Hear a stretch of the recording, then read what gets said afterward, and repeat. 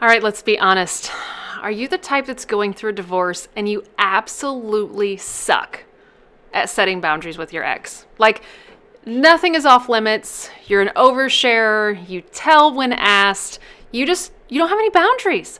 Like, you are letting him do whatever he wants and you're not saying anything. Or you are saying way too much. You're an overshare. In today's video, we are going to cover the 3 big parts of co-parenting where you have to have boundaries. There's no ifs, ands, buts about it.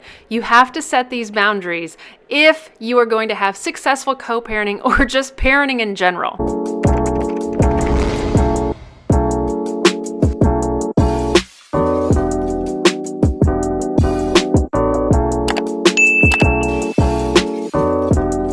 Hi guys, and welcome back. Samantha Boss here from SamanthaBoss.com. I am looking so forward today of sharing these 3 tips to help you work on your boundaries with your ex when you're trying to parent or co-parent through your divorce or after your divorce. Personal life. Wow. Like, now that you're divorced, you no longer have to share the ins and outs and the little details about what you're doing with your personal time.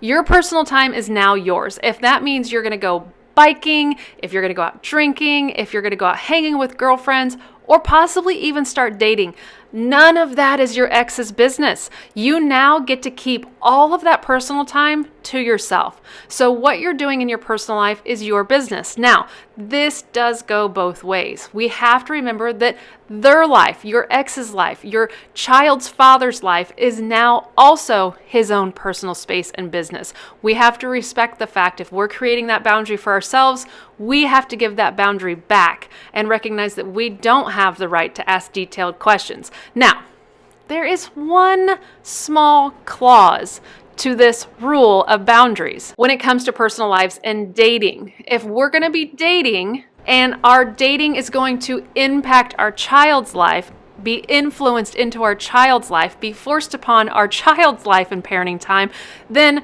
we have to discuss this with our ex. You need to check your paperwork, and if you don't have paperwork, think about putting in some specifics about significant others into your paperwork. You want some details possibly about, well, how long are you going to be dating before the kids get introduced? How long before I get introduced to the kids? If the significant other can sleep over when your children are present. There needs to be some boundaries set with this personal life situation now that you're divorced. The second one is parenting time. We have to give some respect and boundaries to our own parenting time with our kids. Time just got cut, right? We just lost some days with our kids. So when we do have our kids, we have to set the boundary that we're not going to be on our phone, that we're not going to have our face on TikTok, that we're not going to be getting into a texting battle with our ex. We're going to focus and have good quality parenting time with our kid.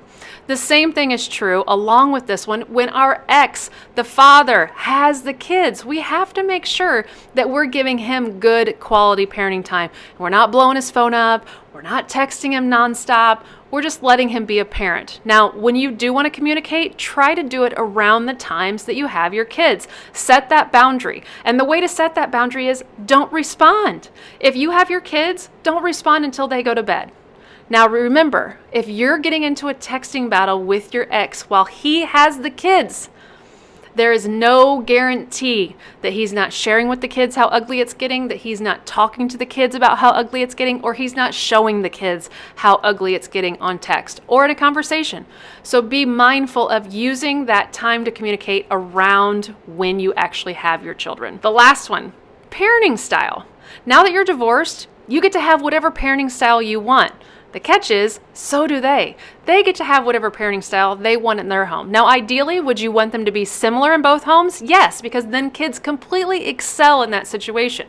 But that always can't be the case. We have to make sure that our kids know that at mom's house, we have these rules, these guidelines. At dad's house, we have these rules and these guidelines. And the kids will eventually adjust, as long as they aren't too extreme.